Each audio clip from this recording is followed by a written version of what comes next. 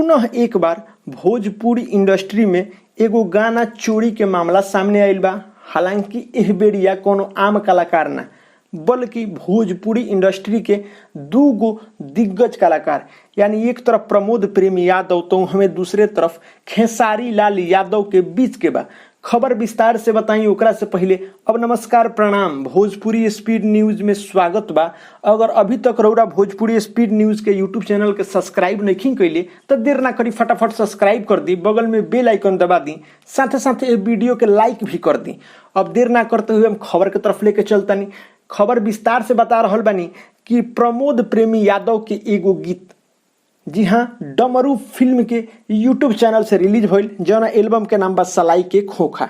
उहे में दूसरा तरफ खेसारी लाल यादव के स्पीड यानी भोजपुरी स्पीड रिकॉर्ड के यूट्यूब चैनल से एगो गीत रिलीज भइल, जौन गीत के यानी एल्बम के नाम बा मर्द ह बकलूल। जी हाँ, बड़ा सही सुन रहल बानी। यह गीत के लेके खेसारी लाल यादव और प्रमोद प्रेमी यादव काफी भीड़ गई लखलो कि ई गीत हमार ह तो ई गीत हमार ह। हालांकि एक पुष्टि अभी तक तो नहीं हो पावल कि ई रियल गीत केकर ह, लेकिन यह गीत के यानी कि सेम टू सेम दोनों आदमी गौले बाटन।